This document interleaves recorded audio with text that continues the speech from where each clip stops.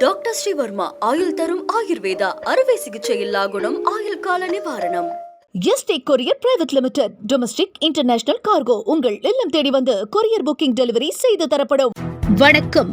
இன்றைய தலைப்புச் செய்திகள். சுதந்திர இந்தியாவில் விலை மதிப்பற்ற தலைமைத்துவத்தை வழங்கியவர் பெருந்தலைவர் காமராசர். பிரதமர் நரேந்திர மோடி தமிழில் புகழ் வணக்கம். புதுக்கோட்டை மாவட்ட திமுகவை இரண்டாக பிரித்து திமுக தலைமை அறிவிப்பு. வடக்கு மாவட்ட பொறுப்பாளராக லியாகத் அலி நியமனம். தேர்தலை கருத்தில் கொண்டு அன்புமணி ராமதாஸ் சமாதானம். விரைவில் சந்திக்க உள்ளதாக தகவல். சார்பதிவாளர் இளநிலை வேலைவாய்ப்பு அலுவலர் என்று 645 இடங்களுக்கான குரூப் 2 தேர்வு. செப்டம்பரில் நடைபெறும் TNPSC அறிவிப்பு. தமிழக வெற்றிக்கழக போராட்டத்தின் போது பொது சொத்துக்களை சேதப்படுத்திய புகார். விஜய் மீது வழக்கு பதிவு. இனி விரிவான செய்திகள்.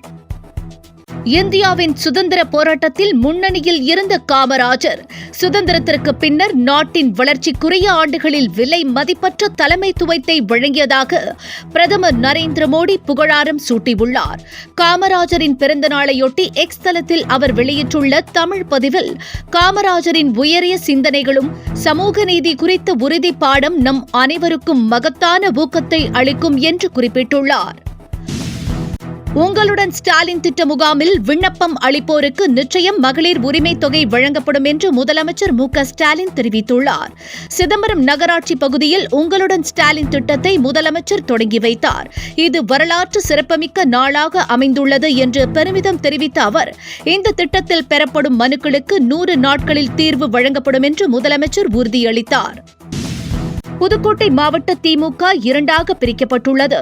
புதுக்கோட்டை மாநகரம் வடக்கு மாவட்டம் தெற்கு மாவட்டம் என்று பிரிக்கப்படுவதாக தலைமை அறிவித்துள்ளது. வடக்கு மாவட்ட திமுக பொறுப்பாளராக லியாகத் அலி, தெற்கு மாவட்ட பொறுப்பாளராக ராஜேஷ் நியமிக்கப்பட்டுள்ளார். உட்கட்சி மோதல் தொடர்பாக அண்மையில் அமைச்சர் KN நேருவை திமுகவினர் முற்றுகையிட்டதாக தகவல் வெளியாகி இருந்த நிலையில் புதுக்கோட்டை மாநகர மாவட்ட திமுக இரண்டாக பிரிக்கப்பட்டுள்ளது. ராமதாசும் அன்புமணியும் உச்சக்கட்ட அதிகார மோதலில் இருந்த நிலையில் இருவரும் சமாதானமாக செல்லவுள்ளதாக தகவல்கள் வெளியாகியுள்ளது. பாமகவை கைப்பற்றும் நடவடிக்கையில் அன்புமணி ஒருபுறம் ஈடுபட்டாலும் தைலாபுரத்தில் சென்று அவரது தாயாரை சந்தித்தார். இதனைத் தொடர்ந்து பனையூர் சென்று மகன் அன்புமணியை சரஸ்வதி சந்தித்தார். இதனைத் தொடர்ந்து ராமதாசும் அன்புமணியும் தேர்தலை கருத்தில் கொண்டு விரைவில் சமாதான பேச்சில் ஈடுபடவுள்ளதாக தகவல்கள் வெளியாகியுள்ளது. குரூப் 2 தேர்வுகள் செப்டம்பர் மாதம் 28ஆம் தேதி நடைபெறும் என்று அறிவிக்கப்பட்டுள்ளது. குரூப் 2, 2A தேர்வுகளில் சார்பதிவாளர், இளநிலை வேலைவாய்ப்பு அலுவலர், முதுநிலை வருவாய் ஆய்வாளர் உள்ளிட்ட 645 பணியிடங்களுக்கு முதல்நிலை தேர்வு செப்டம்பர் மாதம் 28ஆம் தேதி நடைபெறுகிறது. அதற்காக இன்று முதல் ஆகஸ்ட் 15ஆம் தேதி வரை இணையதளத்தில் விண்ணப்பிக்கலாம். திருப்புவனம் காவல் நிலையத்தில் விசாரணையின் போது அஜித்குமார் உயிரிழந்த சம்பவத்தை கண்டித்து தமிழக வெற்றிக் கழகத்தின் சார்பில் சென்னையில் ஆர்ப்பாட்டம் நடைபெற்றது. இந்த ஆர்ப்பாட்டத்தின் போது பொதுமக்களின் சொத்துக்களை சேதப்படுத்தப்பட்டதாக புகார் எழுந்தது. இது தொடர்பாக மாநகராட்சி அதிகாரிகளும் போலீசாரும் விசாரணை நடத்தினர். மேலும் மாநகராட்சி உதவி பொறியாளர் கார்த்திக் அளித்த புகாரின் பேரில் விஜய் உள்ளிட்டோர் மீது வழக்கு பதிவு செய்யப்பட்டுள்ளது.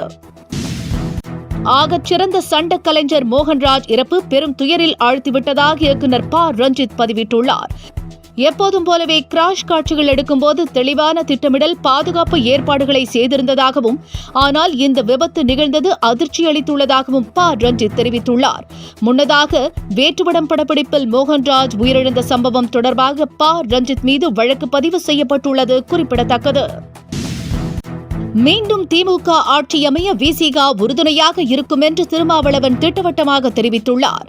சிதம்பரத்தில் பேசிய அவர், 2026 தேர்தலில் திமுக கூட்டணிக்கு விழும் கொத்து கொத்தான வாக்குகளில் 25% வாக்குகள் VCக வாக்குகளாக இருக்கும் என்று தெரிவித்தார். திமுக கூட்டணியில் இருந்து VCக வெளியேறுவதாக தொடர்ந்து தகவல்கள் பரப்பப்பட்டு வருகின்றன. இதற்கு பதிலடி கொடுக்கும் விதமாக திருமாவளவன் பேசியுள்ளார்.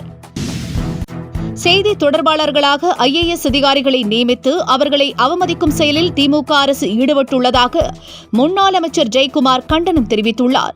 பள்ளிகளில் அடிப்படை வசதிகளே இல்லாத நிலையில் வடிவ வகுப்பறை எதற்கு என்று அவர் கேள்வி எழுப்பியுள்ளார். எத்தனை மனுக்கள் வந்தன, எத்தனை மனுக்களுக்கு தீர்வு காணப்பட்டன என்ற விவரம் இதுவரை இல்லை என்றும் ஜெயக்குமார் விமர்சித்துள்ளார். இத்துடன் 5 மணி செய்திகள் நிறைவு பெறுகின்றன. மீண்டும் செய்திகள் இரவு 10 மணிக்கு. வணக்கம். என்றும் உங்களுடன் மை இந்தியா. முக்கிய செய்திகளை உடனுக்குடன் தெரிந்து கொள்ள சப்ஸ்கிரைப் பண்ணுங்க, பெல் பட்டனை பிரஸ் பண்ணுங்க. என்றும் உங்களுடன் மை இந்தியா. டாக்டர் ஸ்ரீவர்மா ஆயுள் தரும் ஆயுர்வேதா அறுவை சிகிச்சை இல்லா குணம் ஆயுள் கால நிவாரணம்.